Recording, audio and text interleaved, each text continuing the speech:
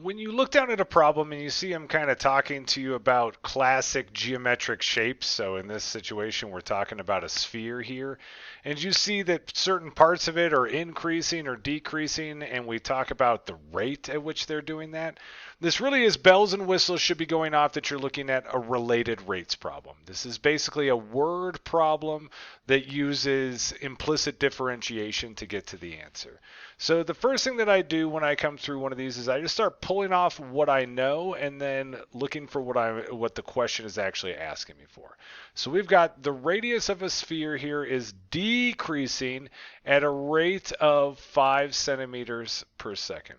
So I would call that a dr dt, how a radius is changing over time. Anytime they talk about a rate portion, if you see that word rate in the problem, that's telling you that you're looking at a derivative piece. This one's being a little bit more tricky because it's talking about it decreasing right here. And so the decreasing implies that we need to have a negative on that. So that would be negative 5.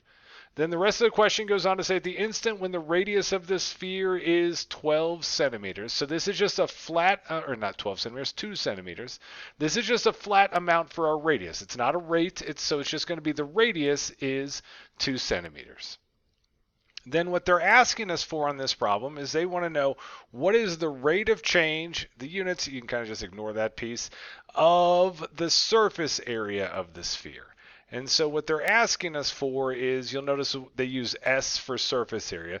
They want to know what does ds dt equal.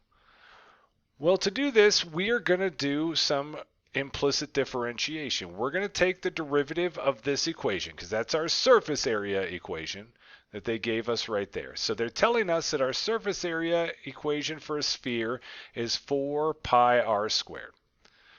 To find our derivative of this, to get our rates of change out of here, we're going to wrap this in a set of parentheses, and we're going to dt this thing. Everything's with respect to time, and so that's why we're using this dt down below. So again, this is implicit differentiation, and whenever I do implicit differentiation, I always say to myself, every time I take a derivative, I get extra stuff.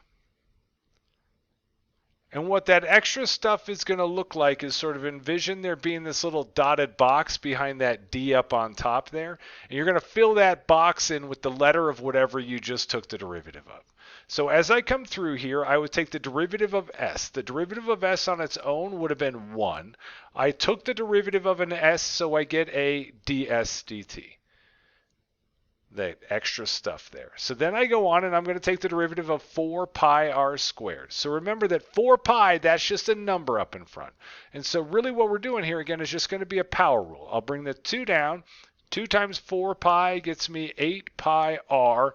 I took a derivative. I took the derivative of an r, so I'm going to get a dr dt. Again, we're just filling that little box in with whatever the letter is we took the derivative of.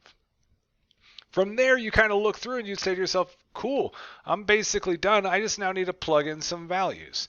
The values we're going to plug in, we have a dr dt, so we can plug in for that. We have an r, so we can plug in for that. And in the end, that is what will be equal to what we're looking for, our ds dt. So here, the ds dt is going to equal 8 pi, our radius is 2. And then our dr dt is negative 5. Again, don't forget the negative.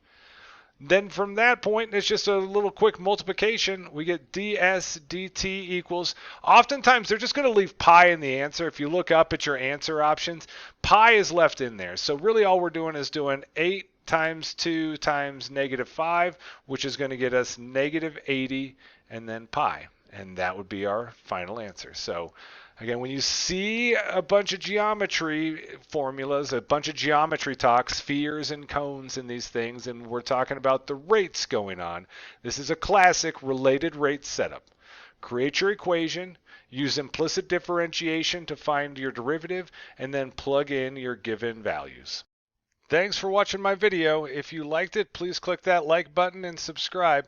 And also share it with your friends and anyone else you know who might be crying about an upcoming AP Calc test.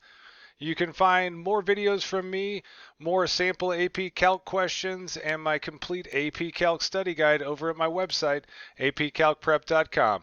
Have a great one.